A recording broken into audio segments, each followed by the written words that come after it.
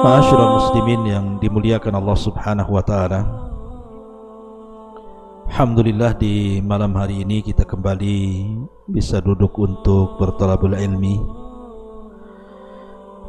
Salawat dan salam masih tetap kita haturkan kepada Rasulullah Muhammad sallallahu alaihi wasallam. Allahumma salli ala sayyidina Muhammad wa ala alihi wa sahbihi wa man sara ala nahjihi ila yaumiddin.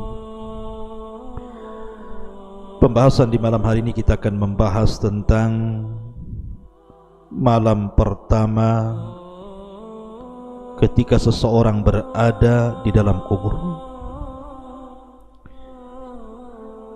Ketika Allah Subhanahu wa taala mencabut nyawa seorang insan, kemudian ruhnya diangkat ke langit. Bagi ruh orang yang beriman, maka pintu-pintu langit akan dibuka kepada mereka, dan Allah Subhanahu wa taala akan katakan kepada dia, kembalikan ruhnya ke dalam jasadnya dan angkatlah catatannya ke tempat yang paling tinggi. Tapi kalau seandainya dia seorang kafir munafik, jangankan lagi pintu langit kedua, ketiga sampai ketujuh, langit pertama pun tidak akan dibuka kepada orang kafir itu. Ketika ruh orang kafir ini terkafan dengan kafan dari neraka dan memiliki bau busuk yang luar biasa, dinaikkan para malaikat ke langit, maka penjaga pintu langit yang pertama tidak mau membukakan pintunya, sehingga Allah Subhanahu wa taala firmankan, la tufattahu lahu abwabus sama wa la yadkhulunal jannah hatta yalijal jamalu fi samil khiyat. Di mana pintu-pintu itu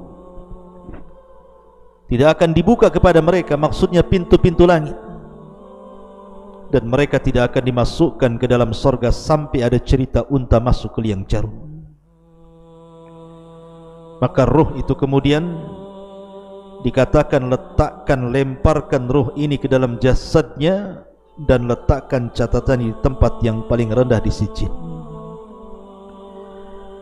Ma'asyiral muslimin yang dimuliakan Allah Azza wa Jalla, ketika ruh sudah kembali dalam jasad dalam kuburan itu, apa yang terjadi? Peristiwa apa yang berlaku? Ma'asyiral muslimin yang dimuliakan Allah Subhanahu wa taala, maka ulama mengatakan bahwa manusia ketika di malam hari atau malam pertama dalam kuburan tidak lepas daripada 4 perkara. Pertama, dhammatul qabri, yang disebut dengan himpitan kuburan. Yang kedua, fitnatul qabri, fitnah kubur yang disebut dengan su'alu malakaini, pertanyaan 2 malaikat, Munkar dan Nakir. Kemudian yang ketiga, azabul qabri, azab kubur. Dan yang terakhir, ni'matul qabri, nikmat kubur. Baru orang ini apakah kemudian dilapangkan kuburnya atau disempitkan kuburnya, tergantung kemana arahnya, kepada azab kubur ataukah nikmat kubur. Ma'asyiral muslimin yang dimuliakan Allah Subhanahu wa taala, setiap manusia, apakah Anda mukmin ataukah Anda kafir, maka setiap manusia yang dimasukkan ke dalam kuburan pasti akan mendapatkan himpitan yang disebut dengan dhammatul qabri, himpatan kuburan. Saya, Anda, siapapun, bahkan orang mulia sekalipun, mereka tetap akan mendapatkan himpitan kuburan, kecuali para nabi, terutama nabi kita yang mulia alaihi salatu wassalam, karena dia maksum. Perhatikan sebuah hadis ketika Nabi SAW menghadiri kematian Sa'ad ibn Mu'adz. yang saat kematiannya, kata Nabi SAW, turun para malaikat sebanyak 70.000 malaikat yang tidak pernah turun sebelumnya untuk menyaksikan kematian Sa'ad ibn Mu'adh ini. Bahkan arsy Allah Subhanahu wa taala tergoncang karena kematiannya. Ya wajar karena Sa'ad pemimpin Aus, pelopor dakwah bagi kabilahnya. Bahkan juga dia termasuk para pemimpin dari Bani Quraidah, dan dia pula yang menyebabkan banyak orang-orang Ansar masuk Islam. Makanya wajar kematiannya menggetarkan arsy Allah Subhanahu wa taala. Akan tapi apa yang terjadi? Nabi SAW ketika melihat Sa'ad ibn Mu'adh ini, dia mengatakan ketika saat jenazahnya dimasukkan ke liang lahat, dan mengatakan, "Lau aflata ahadun min dhammatil qabri la aflata hadha Sa'ad." Kalau seandainya ada orang yang terbebas dari himpitan kuburan, tentu yang akan selamat adalah orang ini, Sa'ad ibn Mu'adh. Ma'asyiral muslimin yang dimuliakan Allah Azza wa Jalla, dalam riwayat, "Inna lil qabri dhaghtatan law kana ahadun najian minha la naja Sa'd ibn Mu'adh." Sesungguhnya kuburan itu ada himpitan. Kalaulah seseorang kemudian selamat dari himpitan itu, tentulah Sa'ad ibn Mu'adh lebih berhak untuk selamat dari himpitan, karena dia orang yang mulia, memiliki kedudukan yang luar biasa di dalam Islam. Bahkan bayi yang belum berdosa sekalipun, kata Nabi SAW, kalau seandainya ada orang selamat dari himpitan kubur, tentu bayi inilah yang harusnya diselamatkan karena belum melakukan dosa apapun. Ma'asyiral muslimin yang dimuliakan Allah Subhanahu wa taala, tentu Anda harus bedakan antara himpitan kuburan bagi orang-orang yang beriman dengan himpitan kuburan bagi orang-orang kafir. Sebab himpitan kuburan bagi orang-orang yang beriman adalah himpitan rahmah, kasih sayang. Ya, setiap himpitan pasti ada rasa sakit, tapi sakit yang dialami oleh seorang mukmin saat ada himpitan itu, sebagaimana dikatakan Imam Zahabi rahimahullahu taala, hadhihi dhammatu laysat min adzabil qabri. Himpitan itu bukan bagian daripada azab kubur, bal huwa amrun yajiduhul mu'min kama yajidu alamun faqada walada. Bahkan kata Imam Zahabi, adalah perkara yang biasa didapati seorang mukmin, seperti seorang mukmin merasa sakit hatinya, merasa sedih karena ditinggal meninggal oleh anaknya, atau karena sakit, dan begitu seterusnya. Jadi tanah kuburan yang menghimpit dia itu tidak memadaratkan seorang mukmin. Bahkan dikatakan oleh Imam As-Sa'di rahimahullahu ta'ala, la yanju min dhammatil qabri salihun wala talihun ghaira anna al-farqa bainal muslimi wal kafiri fiha dawamu dhaqti lil kafir wa husul hadhihi al-halati lil mu'min fi awwali nuzulihi ila al-qabri thumma yafsahu lahu. Kata beliau, tidak akan selamat siapapun dari himpitan kuburan ini, baik anda seorang yang saleh ataupun orang yang tidak saleh, baik anda mukmin atau kafir. Tapi bedanya orang kafir, himpitan itu akan terus menerus, sehingga meretakkan semua sendi-sendi dengan pertulangannya. Tapi orang mukmin hanya sekali saja, kemudian kuburannya diluaskan. Dan ulama yang lain mengatakan bahwa himpitan kuburan bagi seorang mukmin ini seperti pelukan seorang ibu kepada putranya, karena kita semua tercipta dari tanah dan akan kembali ke tanah, sehingga tanah akan memeluk kita seperti pelukan ibu kepada anaknya. Berbeda dengan himpitan orang kafir, maka akan meretakkan tulang-tulangnya. Ma'asyiral muslimin yang dimuliakan Allah Subhanahu wa taala, inilah kejadian pertama ketika Anda masuk kuburan. Ketika ruh disatukan oleh Allah Azza wa Jalla, ruh dan jasad, maka kuburan akan menyempit, dan orang-orang fasik, ahli maksiat, para pelaku dosa besar, maka mereka akan diretakkan tulang-tulangnya.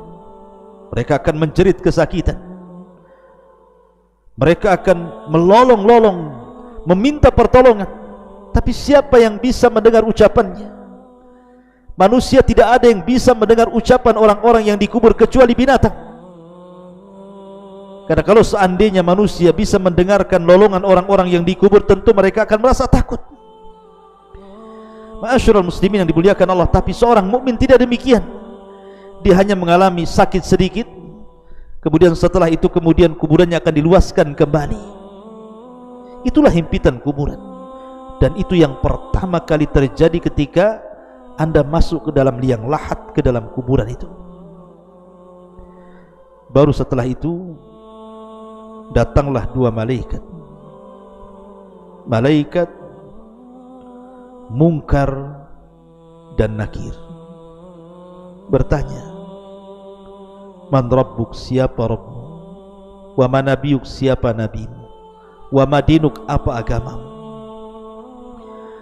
Kalau dia seorang mukmin, maka Allah Subhanahu wa taala firmankan, yutsabbitullahu alladhina amanu bil qawli tsabit fil hayati dunya wa fil akhirah.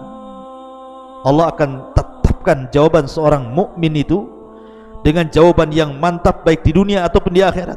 Ketika ditanya siapa Rabbmu, dia akan mengatakan Allah. Ketika ditanya siapa nabimu, dia akan mengatakan Muhammad sallallahu alaihi wasallam. Dan ketika ditanya siapa atau apa agamamu, maka dengan tegas dia mengatakan Islam. Itulah simbol kita selama masa hidup. Raditu billahi rabba wa bil islami dina wa bi Muhammadin nabiyya wa rasulah. Tapi kalau dia orang kafir atau munafik atau fasik, maka dia mengatakan haha la adri, aku tidak tahu. Qultu kama qalan nas, aku hanya mengucapkan persis yang diucapkan manusia.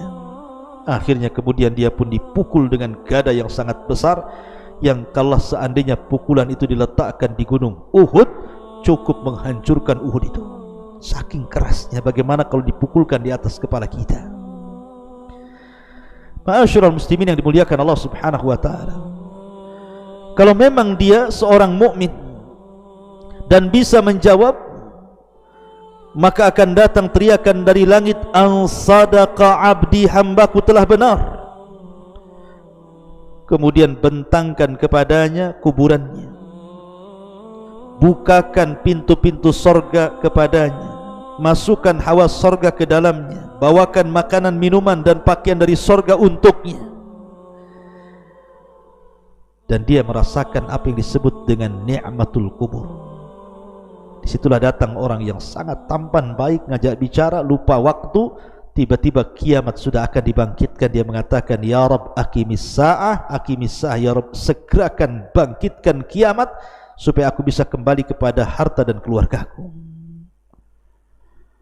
Tapi orang kafir, orang fasik, dia tidak bisa menjawab, sehingga dia akan terus dihimpit dalam kuburan itu dan mendapatkan azab kubur. Ruhnya setiap hari keluar masuk neraka, naudzubillah. Ma'asyiral muslimin yang dimuliakan Allah Subhanahu wa taala, dari sini terjadi ardu makanihi alaihi fil jannati awin nar. Kalau orang sudah ditentukan, yang satu mendapatkan nikmat kubur, yang satu mendapatkan azab kubur, maka akan ditampakkan kepadanya gambaran-gambaran tempat duduk dia di mana, di sorgakah dia, di nerakakah dia. Makanya kenapa Nabi SAW mengatakan, inna ahadakum idza mata uridu alaihi maq'aduhu bil ghadati wal ashi, in kana min ahlil jannah fa min ahlil jannah, wa in kana min ahlin fa min ahlin nar, fa yuqalu hadza maq'aduka hatta yab'atsaka Allahu yaumal qiyamah. Apabila salah seorang di antara kalian meninggal, ditampakkan tempat duduknya setiap pagi dan petang. Kalau dia termasuk penduduk sorga, ditampakkan sorga padanya. Kalau dia termasuk penduduk neraka, ditampakkan neraka padanya. Dan dikatakan itulah tempat dudukmu yang Allah akan tempatkan kau pada hari kiamat. Na'udzubillah.